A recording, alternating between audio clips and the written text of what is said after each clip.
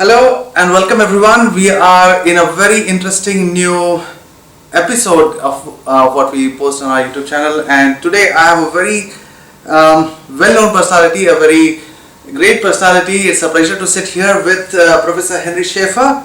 I'm sure that most of you may have already heard about him, read about him, but to just give you a brief, he's one of the topmost chemists in the world. Citations, maximum number of citations like 63,000 odd citations. He's got like 1,500 odd articles in peer-reviewed journals, and many are just happy if they can get one or two in their lives. So he's got 1,500, and he's been nominated as one of the topmost scientists in the world. And as far as Reuters H-Index is concerned, he's considered at number 116, and some rate him as in the top 50 scientists among the millions in the world. So it's been a huge pleasure for me, and I had the pleasure to be with him the whole day, and we thought of an impromptu interview with Professor Henry Schaefer. It's such a pleasure, Professor.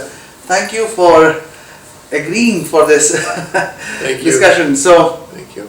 Without much ado, I'll jump directly in. First things first, Professor. You were an atheist, as I remember reading from your works, and you became a believer in Jesus Christ once you started your studies, your science studies, like not just school studies, science studies.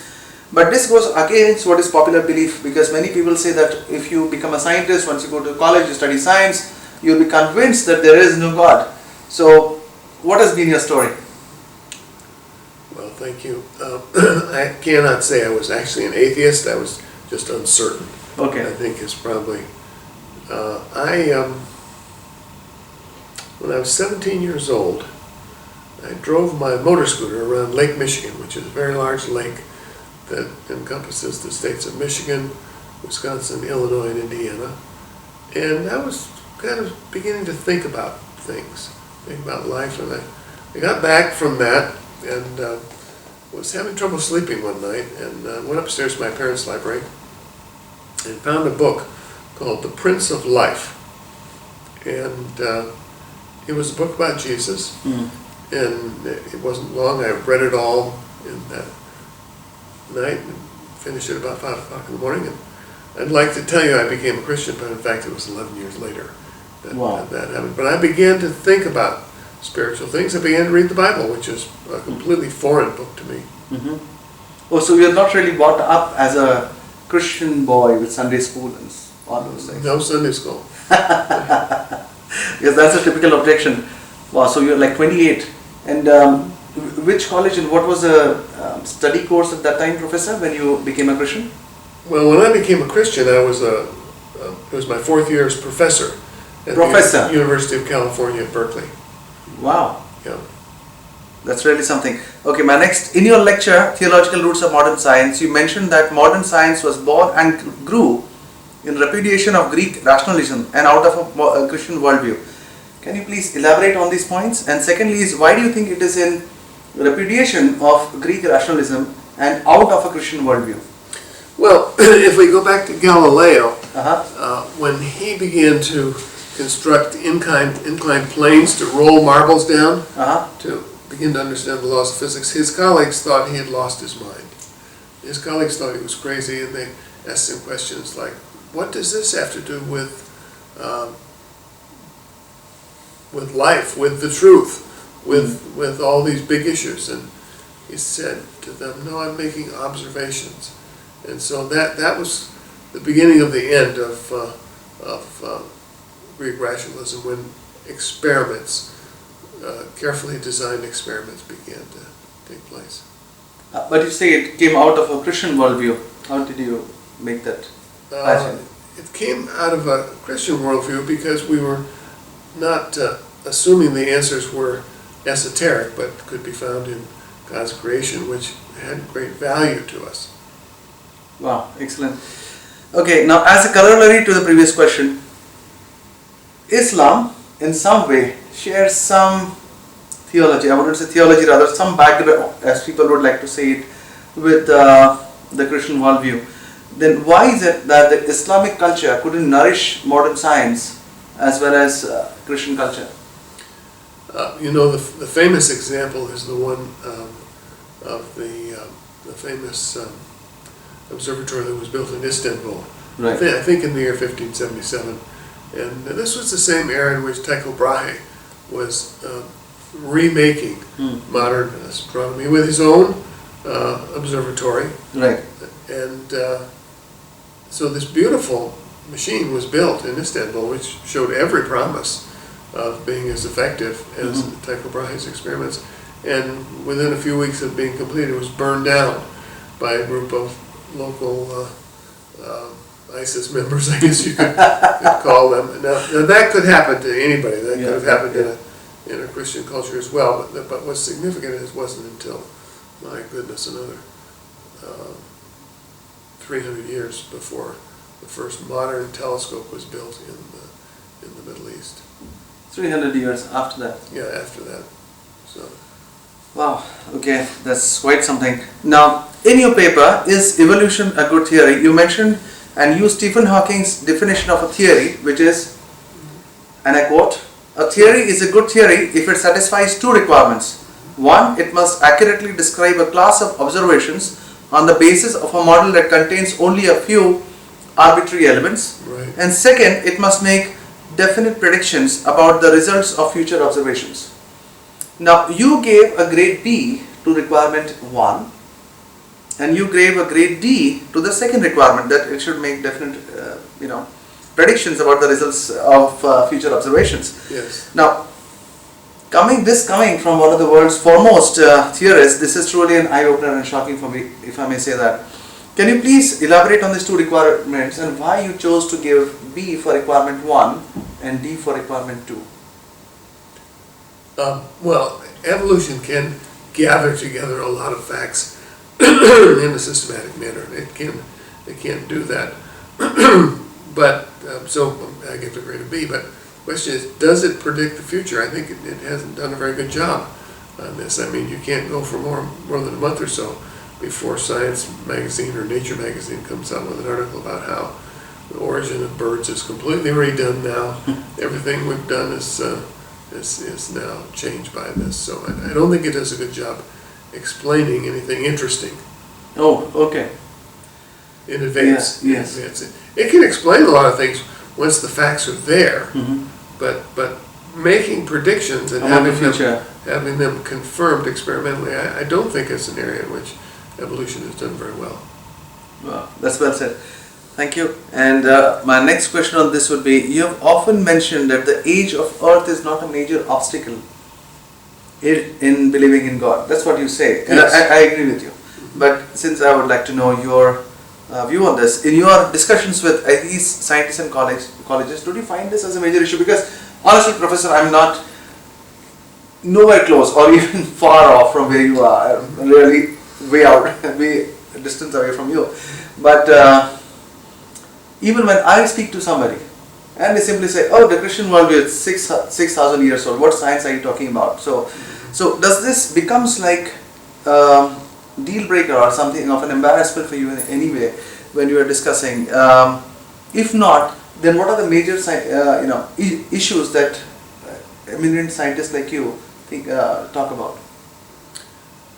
Well, I think that I guess I should first say that my wife believes that the universe is no older than 10,000 years. So we have both sides of this issue covered in our family. I don't think it's a deal breaker. I think that there are different ways to understand Genesis 1, and certainly if we knew nothing at all about science, then the most obvious interpretation of Genesis 1 is that the days are 24-hour calendar days.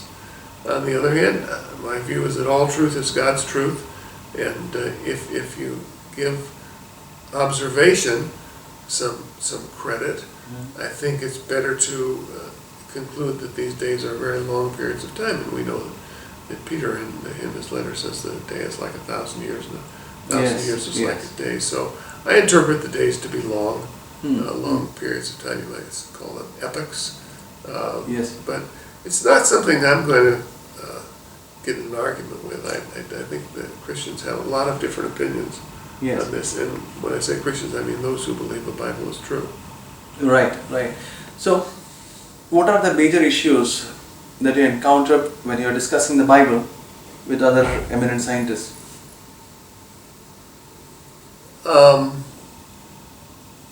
When these discussions take place, the person I'm discussing with usually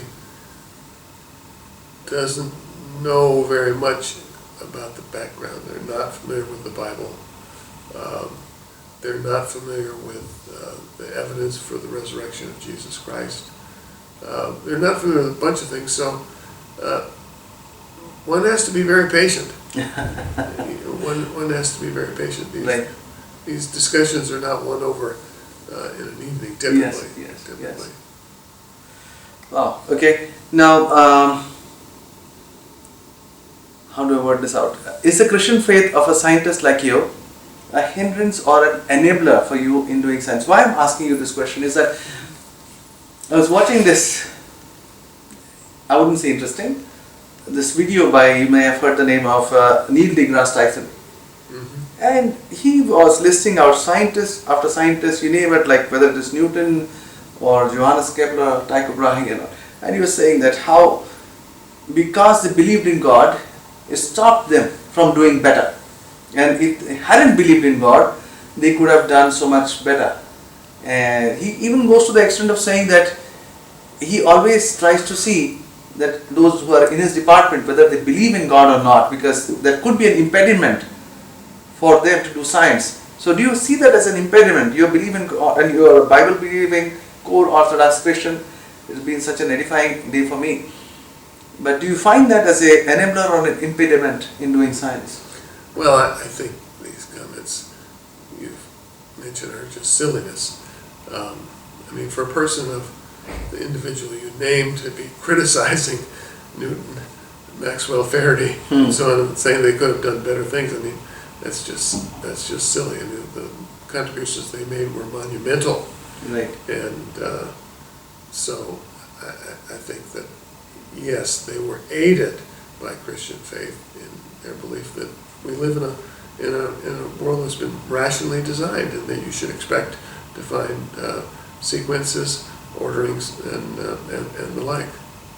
Yeah. Yes, of course, and that's what drives you to be a scientist. Well, I have always enjoyed being a scientist, even before I was a Christian. So I want to be clear on that, and I think once one understands the basic reasons we have confidence in science and the scientific method,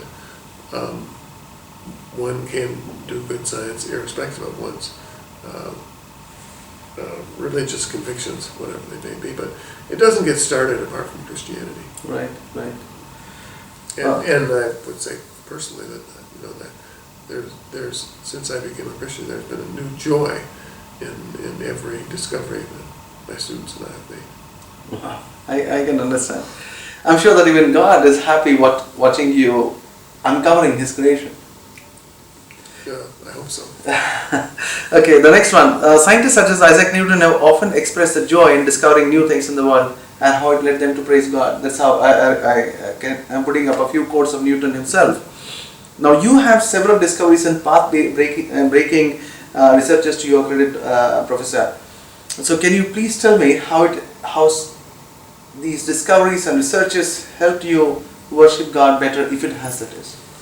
The ones that have helped me worship God better, I would say, are ones that I didn't expect at all. Where you really have to stand back and say, wow, God is amazing. Wow. Those are the ones that have helped me the most. For my sake, can I ask you to maybe give me one or two examples, if you don't mind? Well, a simple example is... I know this could be highly technical, and I wouldn't understand a word of it. A simple example relates to the molecule Si2H2. Very simple molecule, 2 silicon atoms and 2 hydrogen atoms.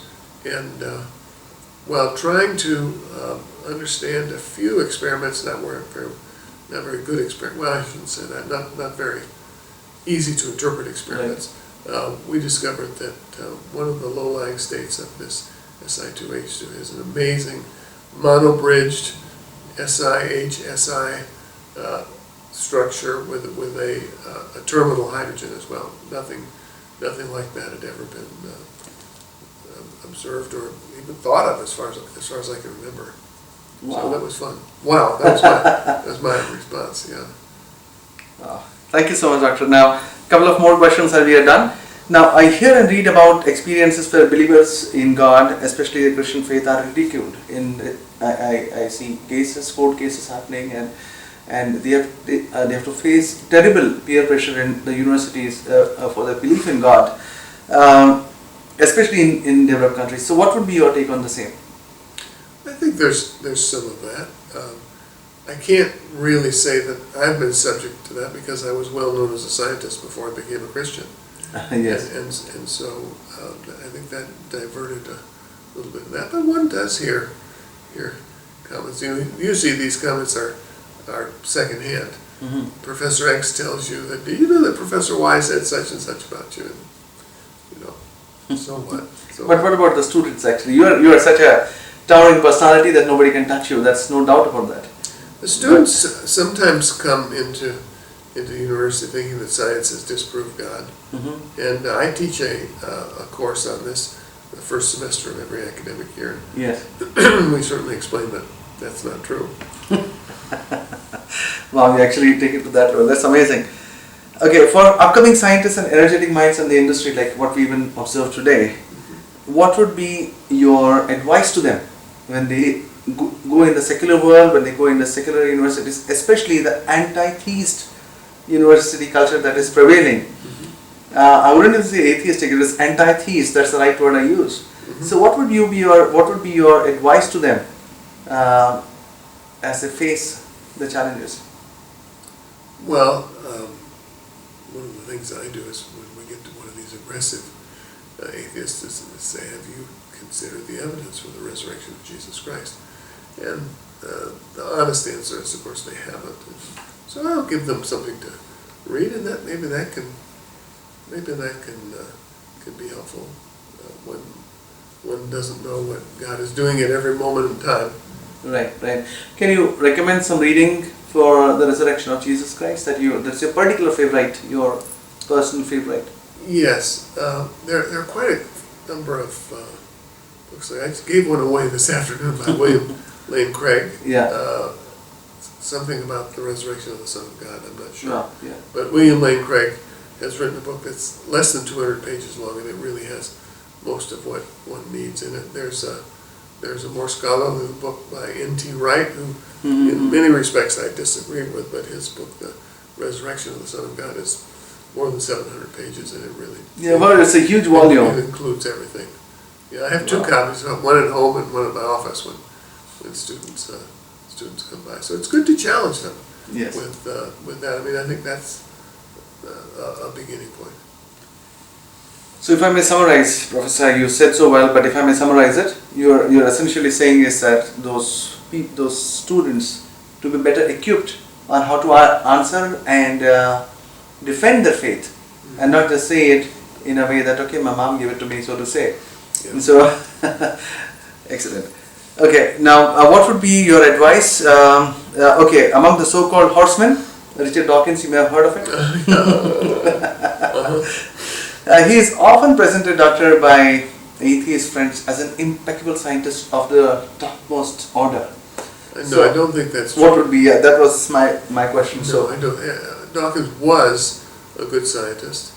He was never promoted to professor at Oxford. He was a good zoologist, not great, but I think he realized pretty early on that he was more gifted as a writer than as a scientist, and so he is a gifted writer. Yes. There's no question about that. I don't think he treats the facts very carefully at times, but he's a gifted writer, and he's made millions and millions and millions of British pounds doing that, and that's what he's really good at. He finally did become a professor when Paul Allen, one of the Microsoft billionaires, gave Oxford a lot of money to make him the professor of atheism or some such title. Wow. Seriously? So he did become a professor of atheism, but not because of any science he'd done. So there have been no scientific contributions from him. Can I say that? I don't think we want to say no. I don't think he has changed the significant. world. I mean significant. No, I don't think he's changed the world of biology in any significant way.